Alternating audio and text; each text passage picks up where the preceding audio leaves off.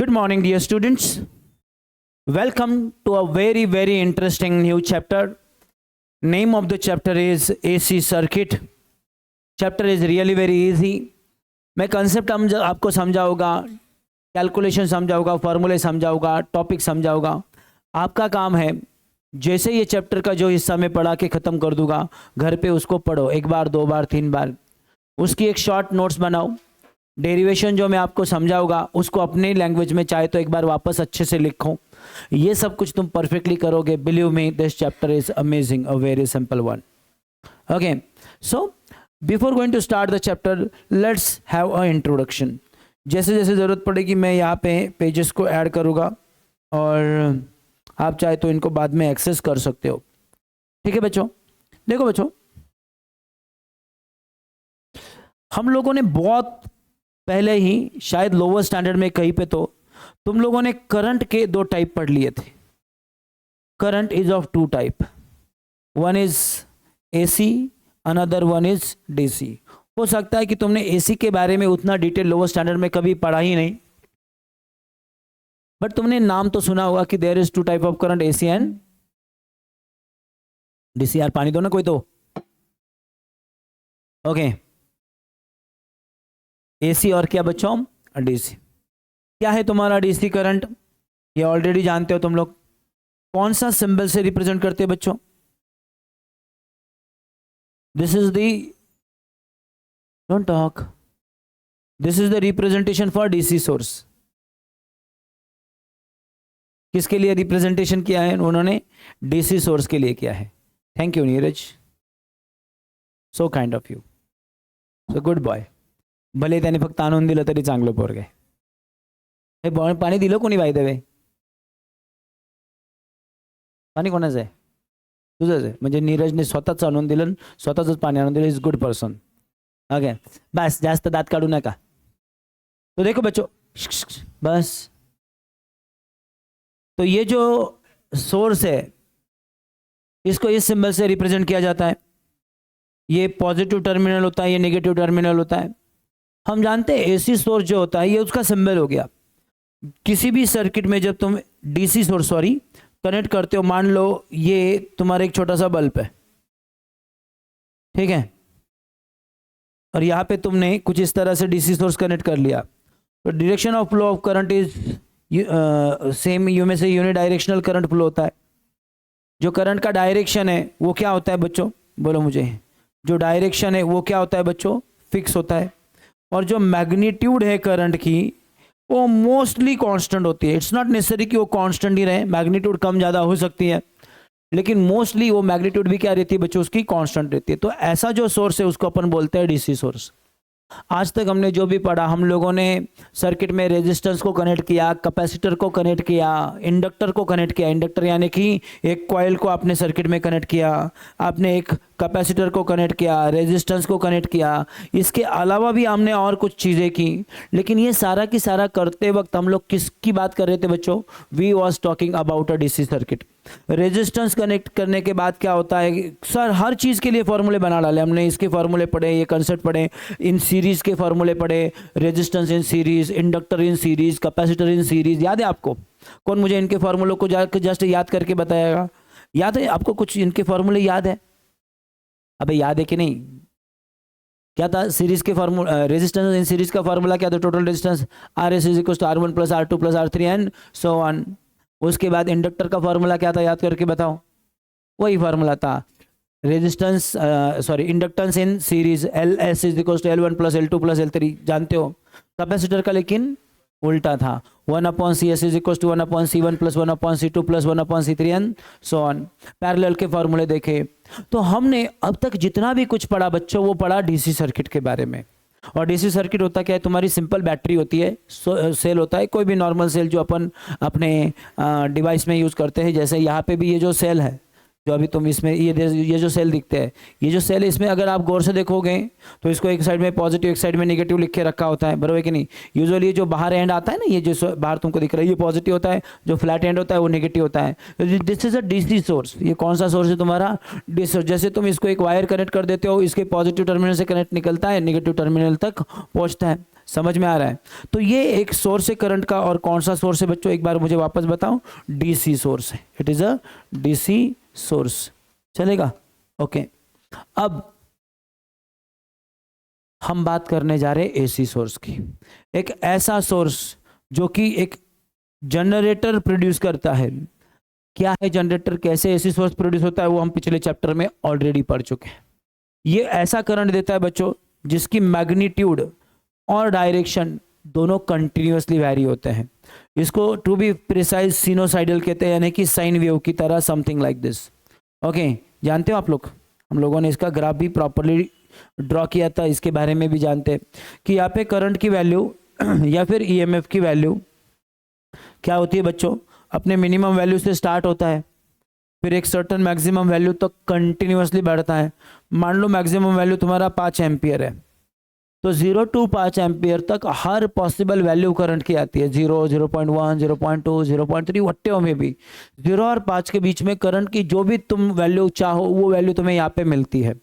फिर उसके बाद वो वापस 0 हो जाता है, then it changes direction and become maximum in the opposite direction. उतना ही वैल्यू अपोजिट डायरेक्शन में, तुम चाहे तो इसको माइनस भी बोल सकते हो, and again it become 0। This happen in one cycle and same cycle keep repeating, right. ऐसा जो सोर्स है, इस सोर्स को अपन क्या बोलते हैं, एसी सोर्स बोलते हैं। तो यहाँ पे मैग्नीट्यूड भी कंटिन्यूअसली बदल रही है बच्चों, और डायरेक्शन भी कंटिन्यूअसली बदल रही है। इसको सिंबलिकली इस सिंबल से रिप्रेजेंट किया जाता है। So this is this representation for AC, this is the representation of DC। हो सकता है कि तुमने लोगों ने आज तक सिर्फ और सिर्फ DC को ही मैक्सिमम टाइम रिप्रेजेंट किया है, और इसलिए तुम्हें यही लगे कि यही एक सोर्स होता है करंट रिप्रेजेंट करने का। नहीं, ये भी एक सोर्स है करंट रिप्रेजेंट करने का। समझ में आ रहा है मैं क्या बोल रहा हूँ? यहाँ पे मैं कोई पॉजिटिव या नेगेटिव साइन नहीं रिप्रेजेंट कर रहा हूँ जैसे यहाँ पे किए थे। ऐसा इसलिए क्योंकि यहाँ पे कोई करंट का यूनिट डायरेक्शन नहीं, करंट का डायरेक्शन कंटिन्यूअसली बदलता रहता है। अब सवाल उठता है, क्या सर इसको भी हम लोग सर्किट में करंट कर सकते हैं? यस, इनफैक्ट हमारे पास जो भी डोमेस्टिक सोर्स है जहाँ पे हमें करंट आ रहे हैं, यानी कि जैसे हमारे लिए वैतरणा डैम से आ रहा है या फिर एकलहरा पावर स्टेशन से आ रहे हैं, बराबर कि नहीं? तो ये जो है ना बच्चों, वो एसी सोर्स है। Why AC source? The reason is very simple. देखो, ये ईएमएफ है एक तरह से। ये में हमारे घर में आता क्या है, हम लोग बिजली का बिल भरते हैं, मतलब पैसे किस चीज़ के देते हैं, हम लेते हैं बिजली के पैसे किस चीज़ के? Energy, electric energy which we use, we pay for energy. तुम फूड खाते हो, फूड खरीदते हो मार्केट से, तो वो एनर्जी है जो तुम खुद के लिए यूज़ कर रहे हो, तुम्हारी बॉडी को फंक्शन करने के लिए यूज़ होती है। तुम्हारे घर में जितने भी इलेक्ट्रिक इक्विपमेंट है उसके लिए इलेक्ट्रिक एनर्जी तुमको चाहिए। तुम्हारे पास जितने भी व्हीकल है उनके लिए तुम्हें जो भी क्या नहीं कि जो भी सोर्स है, फ्यूल जो भी कुछ है, फिर वो गैसोलीन हो, गैसोलीन तो नहीं यूज़ करते तुम, petrol, diesel, LPG gas, whatever में भी, तो we pay for energy, right. तो हम इलेक्ट्रिक बिल भरते हैं, मतलब जो इलेक्ट्रिक पावर कंज्यूम हम करते हैं, जो इलेक्ट्रिक एनर्जी कंज्यूम करते हैं, उसका पैसा हम देते हैं। नेचुरली जब एनर्जी कहीं पे प्रोड्यूस की जाती है उसको ट्रांसपोर्ट करना पड़ता है। जैसे अपने पास बनता है क्या पेट्रोल डीजल? नहीं, वो गल्फ कंट्रीज में या फिर रशिया में उसका क्रूड ऑयल हमको मिलता है, वहाँ से ट्रांसपोर्ट करके इंडिया में लाया जाता है। इंडिया में दुनिया की सबसे बड़ी रिफाइनरी है, सारी दुनिया में सबसे ज़्यादा बड़ा रिफाइंड पेट्रोल देने वाला देश इंडिया है, जानते हो आप लोग। गल्फ कंट्री और रशिया, इनसे भी ज़्यादा रिफाइनरी है हमारे पास। तो हम लेके आते हैं क्रूड ऑयल, फिर वो बेचते। तो ये सारी प्रोसेस में आपको पैसा लगता है, उसको प्रोड्यूस करने के लिए, उसको रिफाइन करने के लिए, देने के लिए। सेम चीज़ इलेक्ट्रिक के लिए भी है। तो जहाँ पे अगर मैं बात करूँ, मान लो अपना एकलहरा पावर स्टेशन है या फिर अपना वैतरणा डैम है, वहाँ पे ये इलेक्ट्रिक एनर्जी प्रोड्यूस होगी, फिर ट्रांसपोर्ट करना है, तो वहाँ से ट्रांसपोर्ट करके यहाँ तक लेने के आना है। लेकिन हमारे पास तो दो टाइप के करंट है, एक एसी एक डीसी है। जनरली डीसी का ट्रांसपोर्टेशन बहुत महंगा, इट इज़ क्वाइट एक्सपेंसिव, लेकिन AC is much much much cheaper then DC. DC के कंपेयर में एसी बहुत ज़्यादा चीपर है। तो इसलिए सारी जगह पे जो करंट ट्रांसफर, जो ईएमएफ ट्रांसपोर्टेशन का जो वे है वो एसी होता है, डीसी नहीं। हालांकि हमें हमारे घर के अंदर बहुत सारे इलेक्ट्रिक इक्विपमेंट के लिए डीसी लगता है। जैसे तुम्हारा टीवी है, तुम्हें डीसी चाहिए। तुम्हारे पास मान लो कंप्यूटर्स हैं, कैमरा है, मोबाइल चार्जर है, इनके लिए क्या चाहिए तुम्हें? डीसी सोर्स चाहिए। कौन सा सोर्स चाहिए तुम्हें? DC source.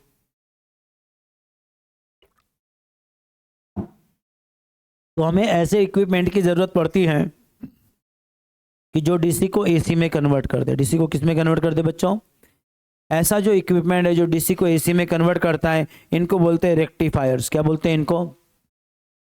And we will study about rectifiers in the chapter semiconductor, ठीक है। लेकिन हमारे बहुत सारे इक्विपमेंट सीधा सीधा एसी से काम करते हैं। एसी से वो सारे इक्विपमेंट काम करते हैं बच्चों जिनको करंट के डायरेक्शन से कोई फर्क नहीं पड़ता। जैसे ऐसे सारे डिवाइस जो कि हीट पे काम करते हैं। अब हीट पे काम करने वाले कौन हो गया? हीटर हो गया, तुम्हारा इस्त्री हो गया, तुम्हारा एनी डिवाइस जो कि कॉइल पे काम करता है।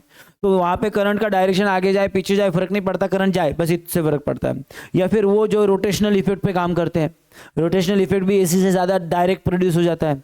तो तुम्हारा फैन है, तुम्हारा एसी है, एसी के अंदर भी फैन होते हैं, बराबर कि नहीं? ये सारे डिवाइस जो या तो रोटेशनल इफेक्ट पे काम करते हैं या तो हीटिंग इफेक्ट पे काम करते हैं, उनके लिए आपको सीधा एसी सोर्स काम में आ जाता है। तो हमें एसी सोर्स भी कई जगह पे सीधा काम आता है, जहाँ पे एसी की ज़रूरत है, जहाँ पे डीसी की ज़रूरत है, हम रेक्टिफायर यूज़ करके उसको एसी में डीसी में कन्वर्ट कर लेते हैं। डीसी एसी को डीसी में कन्वर्ट करते हैं, डीसी को एसी में नहीं, एसी को डीसी में कन्वर्ट करते हैं। क्या बोलते हैं उन डिवाइस को? Rectifiers, which convert which current into which current?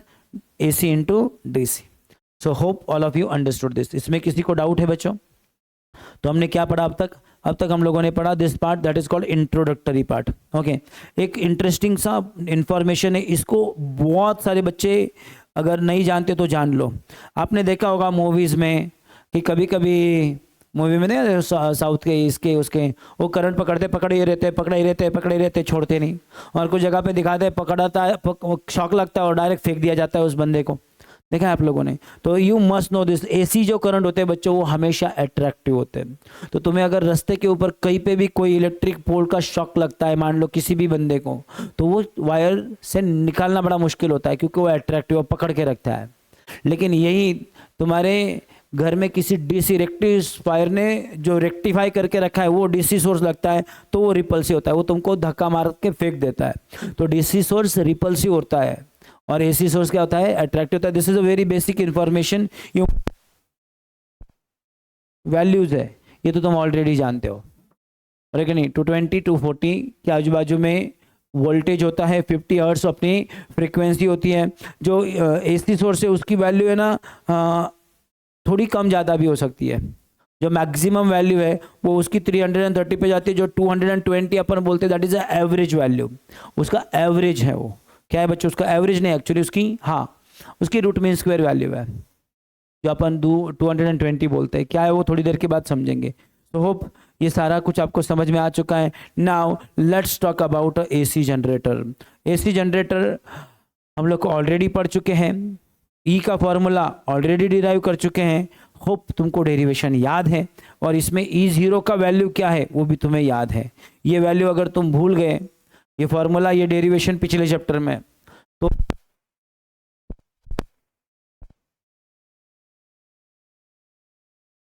Hello क्या हो रहा है? वायर को धक्का लगा ऐसा?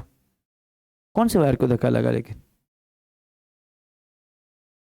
ठीक है चलो, यहाँ तक किसी को कोई डाउट है बच्चों? श्योर डाउट नहीं है। तो अभी एसी जनरेटर के बारे में थोड़ी सी चर्चाएं कर लेते हैं। Very simple. सबसे पहले तुम्हारा जो एसी सोर्स है वो तुम्हें कितना ईएमएफ देता है? What is the meaning of EMF? EMF यानी कि वो एनर्जी, जो एनर्जी तुम्हारे चार्ज को फ्लो करने के लिए मदद करेगी। What is the definition of EMF? It is the amount of energy needed to circulate 1 coulomb charge once round the entire circuit. पूरे सर्किट से 1 कूलम चार्ज को एक दफा घुमाने के लिए जो एनर्जी लगती है उसको बोलते हैं अपन ईएमएफ। अब ये तुम्हारे सोर्स ने दिया हुआ ईएमएफ है, ये तुम्हारे सोर्स ने दिया हुआ ईएमएफ है। फॉर्मूला देखो लिखा है E is equal to E0 sine of omega t. Now who will explain me this formula? कौन है तुम में से बंदा जो मुझे इस फॉर्मूले को एक्सप्लेन करके बताएगा? Who will explain me this formula? ये फॉर्मूला का एक्सप्लेनेशन क्या देगा मुझे? क्या ये फॉर्मूला बताओ? What is E is equals to E0 sin of omega t? Okay, मुझे बताओ what is T in this formula? T is time since your electric source start. तुम्हारा जो भी सोर्स है वो जब से स्टार्ट होता है तब का टाइम है T। What is omega? तुम्हारे इलेक्ट्रिक सोर्स की एंगुलर फ्रीक्वेंसी, तुम्हारा ईएमएफ का वैल्यू कितनी दफ़ा मैक्सिमम होगा, कितनी दफ़ा मिनिमम होगा, इन अनदर वर्ड कितनी दफ़ा अपना डायरेक्शन बदलेगा। ये 1 सेकंड में जितनी दफ़ा अपना डायरेक्शन बदलता है उसकी फ्रीक्वेंसी को बोलते हैं एंगुलर फ्रीक्वेंसी, जिसका formula of f is equal to twice pi f, या अगर मैकेनिक्स में लिखते हो तो ट्वाइस पाई एन, या इलेक्ट्रिक में लिखते हो तो ट्वाइस पाई म्यू, इलेक्ट्रिक में नहीं ऑप्टिक्स में, बराबर कि नहीं। तो ये एफ लिखते हो, एन लिखते हो, न्यू लिखते हो, कुछ भी लिखते हो, उससे कुछ फर्क नहीं पड़ता। इलेक्ट्रिक में एफ लिखते हो, बराबर कि नहीं, मैकेनिक्स में एन लिखते हो, और सेम फार्मूला है ऑप्टिक्स में न्यू लिखते हो। ओके, तो ये इसमें किसी को डाउट है? अब ये जो फॉर्मूला है इसमें 2 पाई तो कांस्टेंट है, एफ क्या बताता है तुम्हारी फ्रीक्वेंसी, एफ क्या है तुम्हारा फ्रीक्वेंसी, यानी कि ये चीज़ तुम कितनी दफ़ा कर रहे हो 1 सेकंड में। तो ये 1 सेकंड में कितनी बार डायरेक्शन बदल रहा है ना ईएमएफ अपना, पॉजिटिव होता है, जीरो होता है, नेगेटिव होता है, वापस जीरो, पॉजिटिव नेगेटिव जीरो, मतलब पॉजिटिव नेगेटिव साइकिल चलते रहते हैं। एक दफ़ा जितनी बार वो अपना डायरेक्शन बदलता है उसको बोलते हैं उसकी फ्रीक्वेंसी, और ट्वाइस पाई इंटू एफ को बोलते हैं एंगुलर फ्रीक्वेंसी। तो ओमेगा जो है उसको बोलते हैं एंगुलर फ्रीक्वेंसी। इसी क्वांटिटी को रोटेशनल मोशन चैप्टर में अपन रोटेशनल वेलोसिटी भी बोलते हैं, एंगुलर वेलोसिटी बोलते हैं, रोटेशनल वेलोसिटी बोलते हैं। यहाँ तक ठीक है बच्चों? What is the meaning of E0? E0 होता है ये वाला value, can you see this, peak value, maximum value of EMF, EMF का सबसे बड़ा वैल्यू, उसका क्या नाम है तुम्हारा E0, और E क्या है तुम्हारा इंस्टेंटेनियस वैल्यू। तो जैसे अगर मैं इसका डायग्राम ड्रॉ करूं, मैंने बोला बेटा, ओ मेरे प्यारे बेटा बता, जीरो जब मैं स्टार्ट कर रहा हूं, जिस मोमेंट मैंने ऐसा वो सोर्स को टच किया, बटन ऑन किया, उस मोमेंट की E की वैल्यू कितनी, तुम बोलोगे 0। फिर बोलो मैंने तुमको टाइम घड़ी में जैसे टी का वैल्यू बढ़ेगा, अब मान लो अपन ने इस मोशन को या इस चीज़ को बड़े ही स्लो मोशन में किया, माइक्रो सेकेंड में तुम उसको देख पा रहे हो, तो 1 सेकेंड के बाद करंट ईएमएफ का वैल्यू ये, 2 सेकेंड के बाद ये, 3 के बाद ये, 4 के बाद ये, करते करते करते करते करते एक सर्टन टाइम के लिए मैक्सिमम हो जाएगा, फिर घटता घटता घटता घटता घटता वापस 0 हो जाएगा, फिर वापस। तो ये definitely there are millions and trillions of interval you can make if you want. आप जितने चाहे उतने छोटे छोटे इंटरवल बना सकते हो, किसी भी सर्टन टाइम टी को ई की जो वैल्यू है वो तुम्हें इस फॉर्मूले से मिलती है। समझ में आ रहा है? तो मैंने टी की वैल्यू तुमको दी, तुमको ई की वैल्यू पूछी, तो बस टी का वैल्यू डालो, ई का वैल्यू निकालो, टी का वैल्यू डालो, ई का वैल्यू निकालो। E is a function of this small T, T is time since your motion started. अब मुझे बताओ तुम्हारा ई क्या है? ईएमएफ, यानी कि वो एनर्जी जिससे तुम्हें करंट मिलेगा। अब तुम्हारा एनर्जी ही कांस्टेंट नहीं है, जो एनर्जी है तुमको चार्ज को भगाने के लिए लगता है, ऐकता इतना सगळ्या झोपड्या आळशी लोकांनो, तुम्हारा जो ईएमएफ है वही कांस्टेंट नहीं है, वही कम ज्यादा हो रहा है। तो जो फ्लो है वो कंसिस्टेंट रहेगा क्या? बराबर कि नहीं? तुमने देखा कहीं किसी पाइपलाइन से पानी फ्लो हो रहा है, अब वो फ्लो करने के लिए पीछे से कोई एनर्जी भी है, लेकिन वो एनर्जी कंसिस्टेंट नहीं है, तो फ्लो कंसिस्टेंट रहेगा क्या? वो फ्लो भी क्या होगा? कम ज्यादा होगा, और होगा इन सेम प्रोपोर्शन।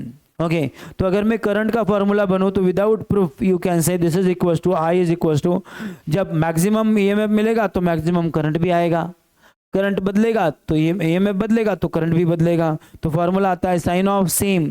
हाँ, यहाँ पे एक चीज हो सकती है कि there may be a phase difference, इधर प्लस और माइनस से अल्फा। अब आप बोलोगे सर वाई फेज डिफरेंस? देखो समझने की कोशिश करो, इमेजिन करो तुमको जीने के लिए एनर्जी लगती है और तुमको जीने के लिए हर रोज 2000 कैलोरी की जरूरत पड़ती है। अब है या ना? समझा?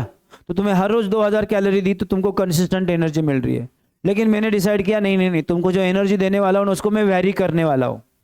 आज के पूरे दिन भर में तुमको 200 कैलोरी दूंगा, कल मैं 300 दूंगा, परसों 400 दूंगा, ऐसे करते करते करते एक दिन मैक्सिमम एनर्जी दूंगा। तो तुमको जो सोर्स मिल रहा है एनर्जी का वही वेरिएबल है, तो नेचुरली तुम्हारे अंदर जो एनर्जी जाएगी वो भी वेरिएबल रहेगी, तुम्हारा फंक्शन भी वेरिएबल हो जाएगा। जिस तुम्हारे पास बहुत कम एनर्जी है तुम शायद प्रॉपर फंक्शन ही नहीं कर पाओगे, तुम सो जाओगे दिन में, सर ताकतस नहीं हो, ऐसा बोल सकते हो। समझ में आ रहा है मैं क्या बोल रहा हूँ? लेकिन जिस मोमेंट मैंने तुमको एनर्जी दिया, क्या तुमको उसी क्षण वो एनर्जी फील होता है क्या? कुछ टाइम जाता है बीच में, तुमको बहुत भूख लगी है, बहुत तुम थक चुके हो और तुमने मान लो इवन ग्लूकोज भी चढ़ा लिया, तो फिर भी कुछ टाइम तो जाता है। तो there is always a time gap between the energy you receive and you use. तो करंट और एनर्जी मिलने में कुछ गैप हो सकता है, तो उस गैप को मैंने लिखा है फेज का डिफरेंस। फेज डिफरेंस बताता है कि तुमको मिला और तुमने यूटिलाइज किया इसके बीच का टाइम। तो इट में भी कि तुमको टाइम टी को ही दिया गया, तो तुमको मिला तो एनर्जी इस वक्त है, लेकिन इसमें प्लस माइनस कुछ फर्क पड़ सकता है। तुम थोड़ा सा आगे या थोड़ा पीछे रह सकते हो सकता है जिस मोमेंट तुम्हारा ईएमएफ का वैल्यू मैक्सिमम था, तुम्हारा करंट हो सकता है जीरो ही रहे। ऐसा इसलिए होगा क्योंकि मोस्ट प्रोबेबली तुमको वो गैप पड़ गया एनर्जी मिलने में और यूटिलाइज करने में, राइट। तो ये हो गया तुम्हारा करंट का मैक्सिमम का फॉर्मूला, ये हो गया ईएमएफ का फॉर्मूला। क्या इसमें किसी को कोई शक है? ओके बच्चों, लेकिन देखो बच्चों, जैसे सुन रहे हो ना? ओ प्यारे बच्चों, अरे सुन रहे हो क्या? अगर तुम ऐसी किसी सर्किट में ये जानना चाहते हो कि सर करंट कितना फ्लो हो रहा है, अनफॉर्चुनेटली ये करंट की वैल्यू कांस्टेंट है ही नहीं है, बराबर है कि नहीं? वो तो कंटिन्यूअसली बदल रही है, अबे हाँ या ना? तो अगर यहाँ पे मैं एक क्वेश्चन पूछता हूँ, बेटा सर्किट में करंट कितना फ्लो हो रहा है, तो बेटर वे क्या होगा करंट की वैल्यू को गिनने का? बेटर वे होगा कि सर आप करंट का एवरेज गिनो। अब तुम्हें इमीडिएटली एक चीज़ समझनी चाहिए, सर इसका एवरेज तो जीरो आएगा। आप बोलोगे सर कैसे? मुझे बताओ, ऊपर सारे वैल्यू है, कैसे है? पॉजिटिव। नीचे सेम वैल्यू रिपीट होंगे, लेकिन क्या है? नेगेटिव। आप ऊपर की कोई भी वैल्यू लोगे, कोई भी वैल्यू, सपोज एक एग्जांपल लो, यहाँ पे करंट का वैल्यू है +2 एम्पियर, ओके, यहाँ पे वही वैल्यू क्या है? -2। समझ में आ रहा है मैं क्या बोल रहा हूँ? तो इन दोनों का एवरेज कितना आएगा? जीरो। वैसे करंट की जितनी भी वेरियस वैल्यूज तुम लोगे, वो सारी पॉजिटिव वैल्यू ऊपर जितनी होंगी उतनी ही वेरियस वैल्यू नीचे भी मिलेगी और निगेटिव आएगी। टोटल वैल्यू कितना हो जाएगा? जीरो हो जाएगा। तो एवरेज एक साइकिल का निकालने में कोई पॉइंट ही नहीं है, क्योंकि एक साइकिल का टोटल एवरेज करंट तो जीरो ही होगा। तो हम एक काम करते हैं, सिर्फ और सिर्फ पॉजिटिव हाफ साइकिल का एवरेज निकालते हैं। अब पॉजिटिव हाफ साइकिल में जो फेज है, जो एंगल है, वो जीरो से लेके कितने तक जाता है बच्चों? 90 डिग्री तक। फेज जो है यानी कि ओमेगा टी, ये जो है उसका वैल्यू, ये साइन के साथ लिखा हुआ है ना यहाँ पे, साइन ऑफ ओमेगा टी, ये तुम्हारा एंगल ही तो है। तो तुम्हारा एक साइकिल में एंगल यानी कि ओमेगा इंटू टी की टोटल वैल्यू, मल्टीप्लिकेशन, टी कुछ भी हो, ओमेगा कुछ भी हो, लेकिन मल्टीप्लिकेशन 0 to पाई जाएगा, बराबर कि नहीं? तो ये जो वैल्यू है ओमेगा टी 0 to पाई, इसका मैं पहले एवरेज निकालता हूँ। तो our target is to find the average value of sine of omega t. इसको सिंबलिकली मैथ्स में इस तरह से रिप्रेजेंट किया जाता है। तो व्हेन आई से साइन ऑफ ओमेगा टी, और ये दो सिंबल बाजू में निकाला जाता है, इस पूरे सिंबल का अपने आप में मीनिंग है। इसका मतलब क्या है बच्चों? Average value. क्या इस सिंबल का मतलब? Average value. याद रखोगे। अब कौन से इंटरवल में, वो आपके पास है। अब कैसे निकालोगे एवरेज वैल्यू? बताओ मुझे, बचपन में तुम एवरेज कैसे निकालते थे? मैंने तुमको 5 नंबर दिए, मैंने बोला 5 नंबर का एवरेज निकालो। कैसे निकालते थे 5 नंबर का एवरेज? 5 नंबर का एडिशन करते थे, डिवाइड बाय 5 करते थे। अब मुझे बताओ, साइन की वैल्यू 0 से स्टार्ट करो और पाई तक लो और सबका एवरेज निकालो। इसका मतलब समझ में आ रहा है तुम्हें करना क्या है?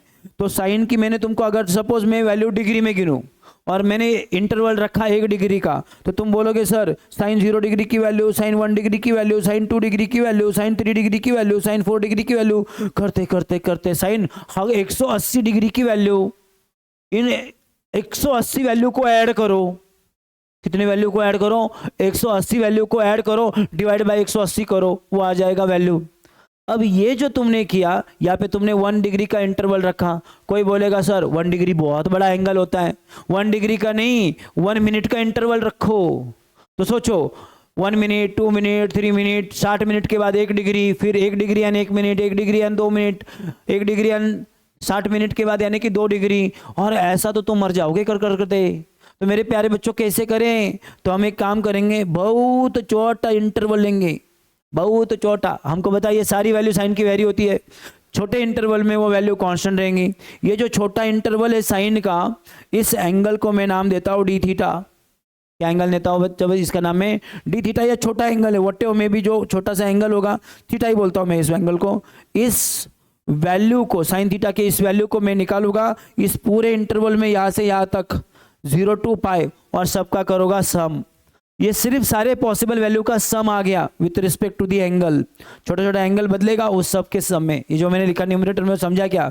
लेकिन ये तो खाली मुझे एंगल्स की सम मिली। डिवाइड बाय क्या? डिवाइडेड बाय टोटल जितने भी तुमने नंबर्स लिए होंगे, that is total angle 0 to पाई। ये समझा है आपको? तो this is a very basic formula, जो बचपन में आपने यूज किया ना, वही फार्मूला है। Total value for all angle divided by total कितने एंगल। तो ऊपर मैंने लिखा total value of all angle divided by कितने एंगल। अब ये कैलकुलेशन करके थोड़ा मैथमेटिक्स यूज करके तुम मुझे इसका आंसर बता सकते हो। तुम्हें एक हाफ साइकिल में साइन की एवरेज वैल्यू कितनी होती है वो पता चलेगी। तुम साइन की अलग अलग एंगल की वैल्यू जानते हो, साइन 0 की वैल्यू जानते हो, साइन 45 की, साइन 60 की, साइन 90 की, साइन 1, सारी वैल्यू जानते हो ना। लेकिन 0 से लेके पाई तक साइन के जितने पॉसिबल वैल्यू आएंगे उतने पॉसिबल वैल्यू डिवाइडेड बाय सारे इंटरवल को, मतलब साइन का एवरेज वैल्यू में पूछ रहा हूं, तो इसको कैसे निकालोगे? ऊपर तो सीधा इंटीग्रेशन है, कौन नन्ना मुन्ना बंदा मुझे इसका इंटीग्रेशन बताएगा? What is the integration of sine theta minus cos theta running from the interval 0 to पाई। नीचे बताओ सम ऑफ ऑल पॉसिबल एंगल, 0 से पाई लिख के तक सारे एंगल की possible value, and that is simply पाई।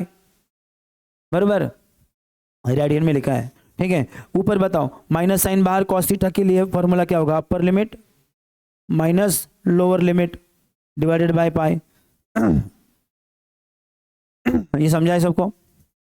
वो प्यारे बच्चों आगे बताओ, माइनस कॉस पाई का वैल्यू -1, माइनस कॉस 0 का वैल्यू 1 डिवाइडेड बाय पाई, कितना आएगा value? Minus of -2 divided by pi, so that is equal to 2 divided by pi. Remember this value, इसको भूलना मत। ओके चलो, ओके याद रखोगे। तो this is the average value of sign.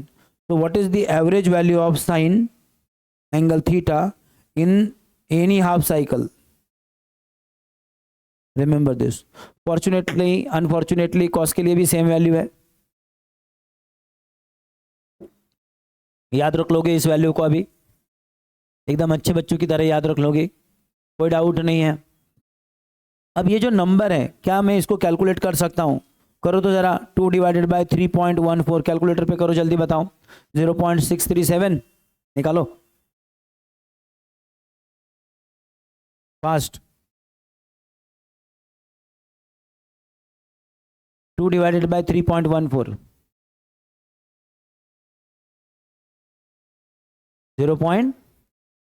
Okay, मतलब अप्रोक्सीमेटली 0.637, एक 10 डिजिट तक राउंड अप किया तो 2 डिजिट तक करोगे तो 0.64। ओके याद रखोगे बच्चों। तो ये आया तुम्हारा साइन का एवरेज वैल्यू। तो अब मुझे बताओ हमारा ईएमएफ का और करंट का फॉर्मूला क्या है? Therefore what is the value of E? E0 sine of omega t. ये ई का इंस्टेंटेनियस वैल्यू है, हर इंस्टेंट का वैल्यू। तो ई का एवरेज वैल्यू क्या होगा? E0 इंटू साइन का एवरेज वैल्यू। ओ प्यारे बड़े बच्चों, ये instantaneous value, this is instantaneous value. Sine of omega t का वैल्यू हर मोमेंट बदल रहा है ना। This is average value, so this is average value. तो E average is equal to 0.637 into E0। Okay, और इस फॉर्मूले का ये जो दूसरा वर्जन है इसको भी याद रख लेना, क्योंकि एग्जाम में कभी कभी वो दूसरा वर्जन ज़्यादा क्विकली काम आ जाता है, क्योंकि E0 की वैल्यू शाने पाई में दे सकते हैं तो पाई पाई कैंसिल हो जाता है। क्या मुझे सेम लॉजिक से तुम साइन का बता सकते हो वैल्यू, सॉरी करंट का बता सकते हो? What is average? सेम चीज 0.637 इंटू आई का मैक्सिमम वैल्यू और 2 divided by pi into I का मैक्सिमम वैल्यू। तो this are very very very interesting formulas, remember this. इसके ऊपर बहुत ही 65 क्वेश्चन कभी कभी एग्जाम में आ सकते हैं, समझा? तुम्हें एवरेज वैल्यू देखें मैक्स वैल्यू पूछेंगे, या मैक्स वैल्यू देके एवरेज वैल्यू पूछेंगे। ये समझा है सबको? ओ बच्चों, अरे समझा क्या? So let's add one more page and let's see the next derivation. Okay, so this you may call the first derivation of this chapter. Okay, what is that? Average value of EMF in a half cycle. क्या बोला मैंने? Average value of EMF over a half cycle. अब एक mind में सवाल आना चाहिए कुछ बच्चों के, सर क्या जब ये करंट अपना डायरेक्शन बदलता है, बराबर है, सुन रहे हो ना, तब जो भी कुछ बीच में थोड़ा सा टाइम जाता है या फिर इनफैक्ट एनर्जी का सोर्स जब अपोज में जाता है तो इसका कुछ इम्पैक्ट नहीं होता क्या? डेफिनेटली होता है। तो फिर हम लोगों ने हाफ साइकिल कंसिडर करना मैथमेटिकली कितना करेक्ट है? तो वैसे वो गलत तो नहीं है, लेकिन एक्चुअल में अगर तुम पूरा साइकिल कंसिडर करो, तुम पूरा साइकिल कंसिडर कर लो, इतना पूरा की पूरा साइकिल, तो तुम्हारा जो आंसर आएगा जो कंपैरेटिवली ज्यादा प्रिसाइज होगा। तो क्या हम पूरे साइकिल के लिए करंट की वैल्यू गिन सकते हैं? आंसर है, डेफिनेटली गिन सकते हो। लेकिन तुम्हें एक चीज समझना होगा कि यहाँ पे तुम्हारा करंट या ईएमएफ पॉजिटिव है, यहाँ पे निगेटिव है। तुम्हें ऐसे किसी फिजिकल क्वांटिटी की हेल्प लेनी पड़ेगी जहाँ पे तुम करंट का वैल्यू गिनने के लिए तुम करंट का एवरेज वैल्यू, या एवरेज तो नहीं बोलेंगे, जो भी कोई नया नाम उसको अपन देंगे, वो गिनने के लिए डायरेक्शन का इंपैक्ट ना हो। किसका इंपैक्ट ना हो बच्चों? डायरेक्शन का। तो क्या तुम ऐसा कोई मैथमेटिकल ऑपरेशन जानते हो जिसमें प्लस और माइनस दोनों के लिए आंसर सेम आता है? मॉड के लिए आता है, यस, और स्क्वायर के लिए आता है। तो अब हम एक काम करते हैं, अलग अलग अलग वैल्यू का स्क्वायर करके एवरेज निकालते हैं। तो अभी हमने जो निकाला था वो किसके लिए निकाला था बच्चों? अपन ने एवरेज खाली आई के लिए निकाला था या ई के लिए निकाला था। Now let's find for I का स्क्वायर। हम आई के स्क्वायर का एवरेज निकालते हैं। तो मान लो, एक एग्जांपल बता रहा हूँ, मान लो इधर की आई की पहले वैल्यू को मैंने I1 बोला, फिर उसके बाजू में दूसरा वैल्यू आएगा उसको मैंने I2 बोला, फिर मैंने I3 बोला। ऐसे करते करते करते एक पूरे साइकिल में आई की आखिरी वैल्यू को मैंने n बोला। फर्स्ट और लास्ट तो जीरो है वैसे भी, लेकिन जितने भी पॉसिबल वैल्यू आते थे मैंने सबका स्क्वायर किया। अगर मैं सबको डायरेक्ट ऐड कर दूं तो आंसर जीरो ही आना है, क्योंकि ऊपर जितने पॉजिटिव है नीचे उतने नेगेटिव आएंगे। और सबको मैंने ऐड किया, कर लिया, और डिवाइड बाय टोटल जितने नंबर है वो भी कर लिया। तो मुझे जो मिला वो स्क्वायर का एवरेज है। तो दिस इज यू में से मीन यानी कि एवरेज, बराबर ना, स्क्वायर या स्क्वायर मीन स्क्वायर बोल सकते हो तुम इसको। एवरेज है लेकिन ये स्क्वायर का है। लेकिन कोई भी क्वांटिटी और उसका स्क्वायर दोनों सेम चीजें थोड़ी होती है। ये अगर डिस्टेंस है तो ये डिस्टेंस का स्क्वायर यानी कि एरिया है। तो स्क्वायर करने से क्वांटिटी वही थोड़ी रहती है, क्वांटिटी तो बदल जाती है, बराबर है कि नहीं? बरोबर है ना। लेंथ का स्क्वायर क्या रिप्रेजेंट करता है? Technically it is not length, it is area. हाँ, तुम रूट ले लोगे तो फिर वापस लेंथ आ जाएगा। तो फिर इसका रूट भी ले लेता हूं, तो मैं इसका रूट निकालता हूं, यानी कि मैं रूट निकालूंगा किसका? एवरेज का, किसके स्क्वायर का। तो देखो मैं कर क्या रहा हूं, मुझे पॉजिटिव वैल्यू मिल रहे थे, निगेटिव वैल्यू मिल रहे थे। मैंने थोड़ा सा दिमाग लगाया, पॉजिटिव वैल्यू जो है वो, निगेटिव वैल्यू जो है वो ऐड करने के बजाय उनके स्क्वायर ऐड किया और फिर रूट निकाला। तो ये भी तो एवरेज हो गया। इस एवरेज का नाम होगा root mean square. And now we are interested to find this value, and we are not doing this first time। ना तो हम ये सिंबल पहली बार सुन रहे हैं। We have studied a chapter, name of chapter is kinetic theory of gas and radiation, और वहाँ पे ये नाम हमने ऑलरेडी सुना था गैस मॉलिक्यूल के लिए। याद है सबको बच्चों? तो ये फार्मूला तो वैसे लिखने की जरूरत है नहीं, लेकिन बाय द वे ये इसका बेसिक फार्मूला है, डेफिनेशन फार्मूला है, याद रखोगे? ओके, अब हम इस फार्मूले को in terms of peak value find करने जा रहे हैं। चलेगा बच्चों? साथ ही में तुम्हें यह भी समझना चाहिए कि जब हम इसको मैकेनिकली फाइंड करने जाएंगे, हमें कोई डिवाइस लगेगा, ऐसा डिवाइस लगेगा जिसमें आई की बजाय आई का स्क्वायर इंपैक्ट करता है। तो कौन मुझे बताएगा कोई ऐसा इफेक्ट, कोई ऐसा फॉर्मूला करंट के बारे में जो तुम अब तक पढ़ चुके हो तुम्हारे लोअर स्टैंडर्ड में, जब तुमने जिंदगी में पहली बार करंट सुना था तब से लेके अब तक, जिसमें आई के बजाय आई का स्क्वायर यूज होता है? और अगर याद है तो बहुत अच्छी बात है, नहीं है तो नालायक को याद कर लो। When you are studying in 10th standard, आपने पढ़ा था जूल्स इफेक्ट, और आपने पढ़ा था किसी भी वायर से आई इतना करंट टी इतने टाइम के लिए अगर ट्रैवल होता है, जिस वायर का रेजिस्टेंस आर है, तो उसमें हीट प्रोड्यूस होती है आई स्क्वायर आर टी इतनी। 10वीं के बुक में लिखा है, फॉर्मूला जाके चेक करके आओ। ना बोलो मत, बराबर है कि नहीं? समझा? और जिस बच्चे को ये फॉर्मूला प्रूफ करने की इच्छा है वो ये तो जानता है पावर इक्वल्स टू आई। अरे जानते हो कि नहीं जानते हो? पक्का? पावर इक्वल्स टू आई, बरोबर ना? What is power? But power is work divided by time, I into E. What is work? I into E into T. अगर एसी है तो ई, डीसी है तो वी, इतना ही फर्क है। फिर सिर्फ वहाँ पे सोर्स भी होता है तो इंटरनल एनर्जी भी डिसाइड करनी पड़ती है ना हमको, तो वहाँ पे भी लेना पड़ता है, इंटरनल भी एक्सटर्नल भी। ये याद रखोगे पक्का? लेकिन do you know that V is equal to I R? तो ये क्या हो जाएगा? I I R into T, और ये भी क्या हो जाएगा? I I R into T. What is the formula? I square R T. देखो मिल गया। Work done is converted into heat. तो इसमें किसी को डाउट है तो हम लोग ऐसा डिवाइस यूज करते हैं बच्चों जो कि हीट के ऊपर काम करेगा। और इससे भी हम लोग रूट मीन स्क्वायर की बनाते एक डेफिनेशन। तो डेफिनेशन पहले सुन लो। हम लोगों ने मान लो कोई रेजिस्टेंस लिया, गौर से सुनना कान खोल के। हमने एक रेजिस्टेंस लिया, इस रेजिस्टेंस का रेजिस्टेंस आर है, इस रेजिस्टर का रेजिस्टेंस आर है। मैंने सेम रेजिस्टेंस को दो सिचुएशन में रखा। पहले सिचुएशन में मैंने इसको कनेक्ट कर दिया एक एसी सोर्स को।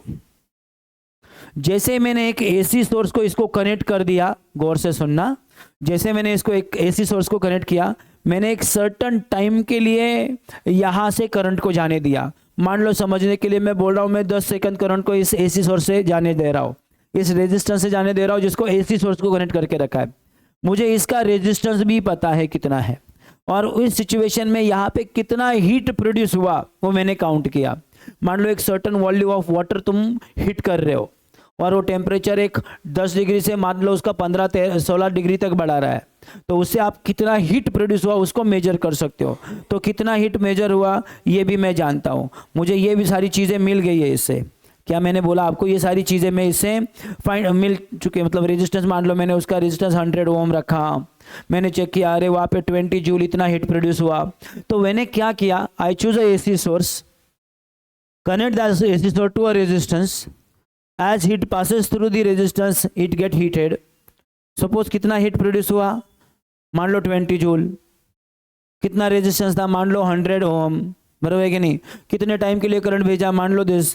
तो इसको कैलकुलेट करके तुम्हें आई का कुछ ना कुछ वैल्यू यहाँ पे मिल ही जाएगा, बराबर है कि नहीं।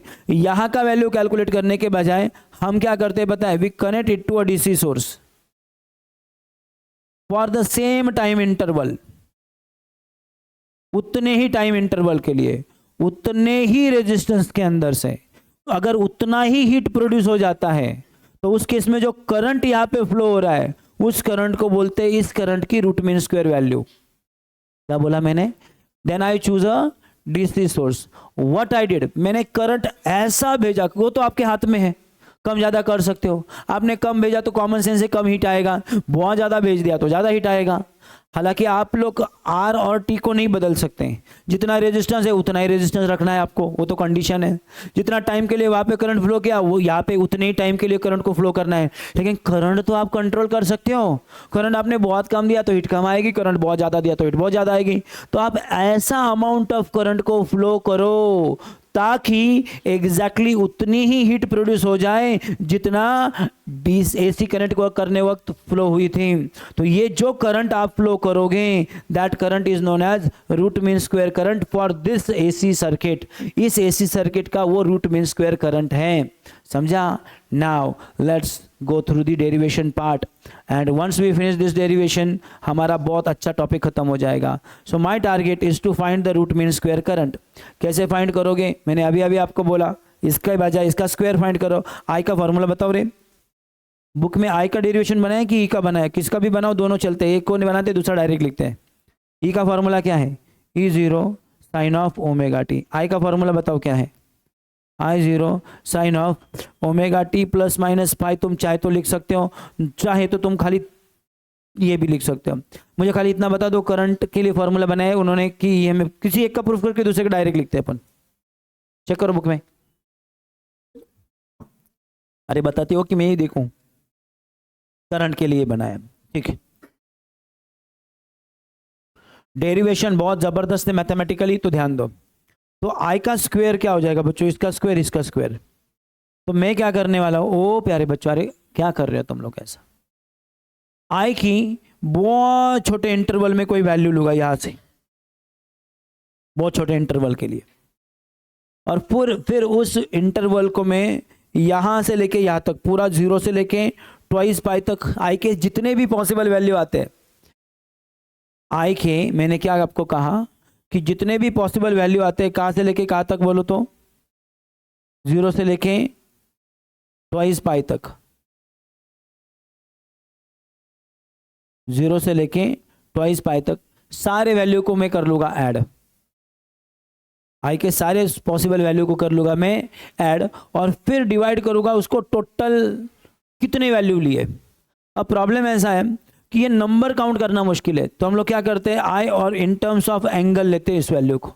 मतलब नीचे एंगल की पॉसिबल वैल्यू लोगे तो इन टर्म्स ऑफ ऊपर एंगल काउंट करोगे। ओके, तो इसलिए मैं लिख क्या रहा हूँ उसको गौर से देखना। ये जो वैल्यू है I square sine square omega t, all possible values for different angles divided by all possible such a different angle in the interval 0 to 2 pi। Hope पहली स्टेप क्लियर है सबको?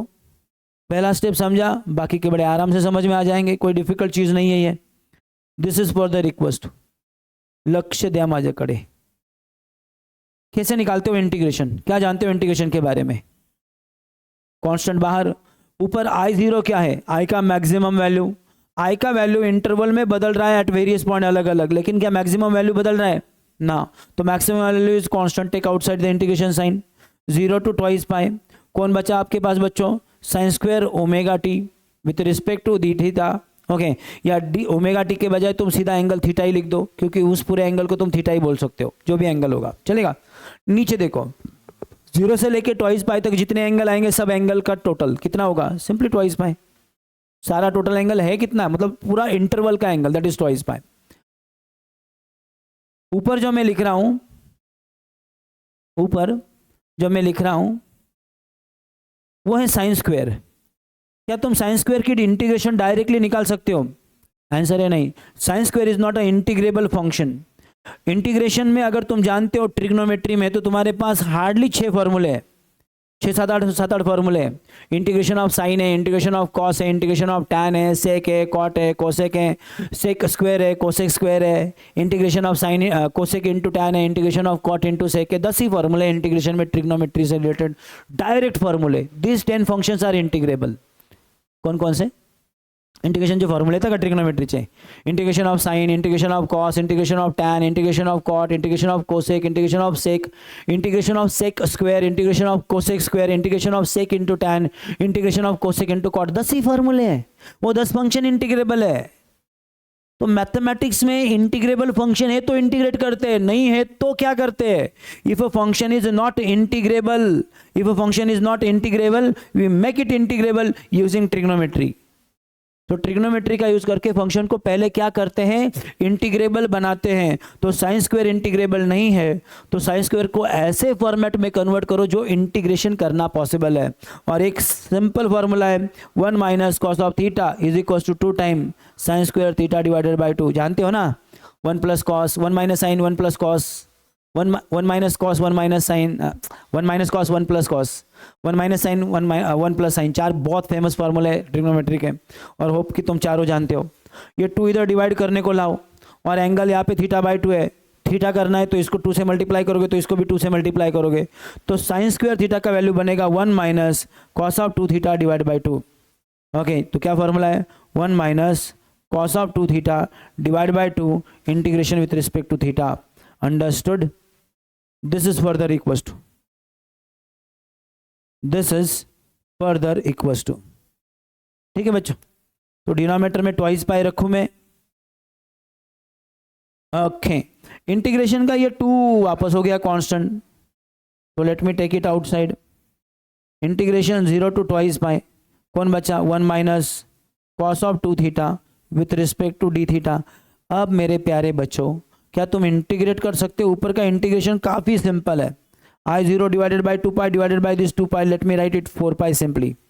और इंटीग्रेशन बताओ मुझे, what is the integration of 1 with respect to theta? Simply theta.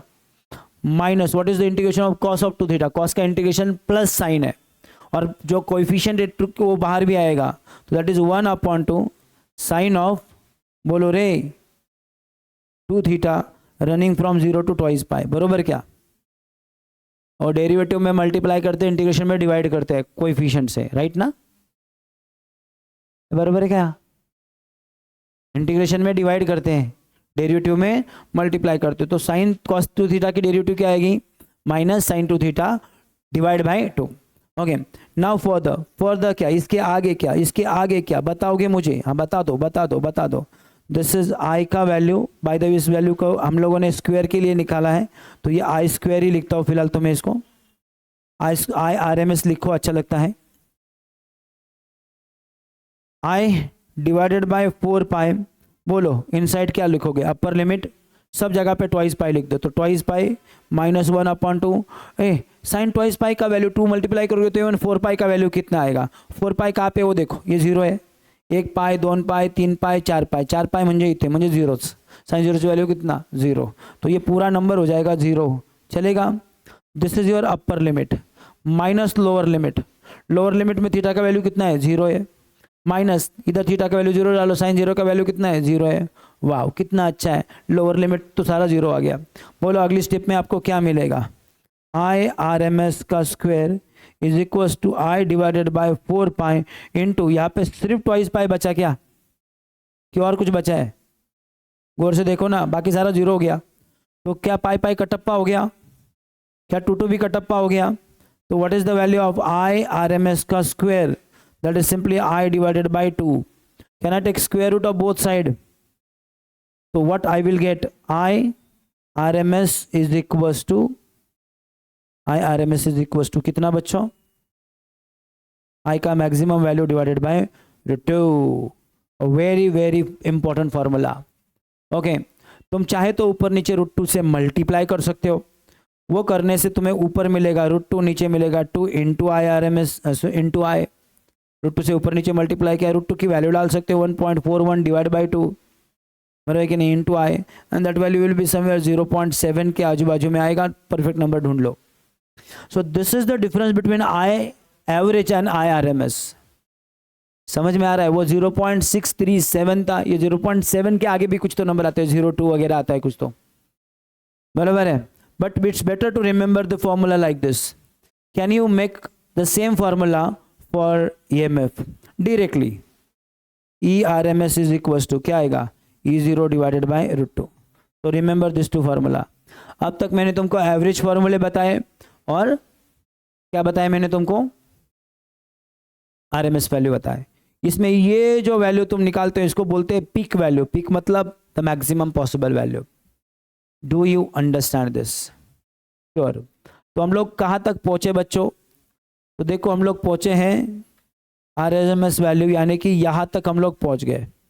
So we finish the second derivation. कौन सा derivation खत्म किया बच्चों अपन ने, ये आपका डेरिवेशन नंबर क्या है तुम्हारा 2। एकदम इज्जत से चैप्टर के सारे डेरिवेशन को लिखने का, मैं एक भी डेरिवेशन का एक भी फॉर्मूला रिकॉल नहीं करूँगा, ये एक्सपेक्ट करता हूँ कि तुम महान बच्चे ये सारा करोगे। थर्ड डेरिवेशन अपना है ये वाला, दे हीट का डेरिवेशन, और ये जो डेरिवेशन है इस डेरिवेशन से भी हम लोग IRMS के दोनों फॉर्मेट में उसको लिखते हैं। सो ये डेरिवेशन और इसके आगे की और सारी चीज़ें हम पढ़ेंगे दोपहर में 12 बजे। तब तक के लिए जय हिंद।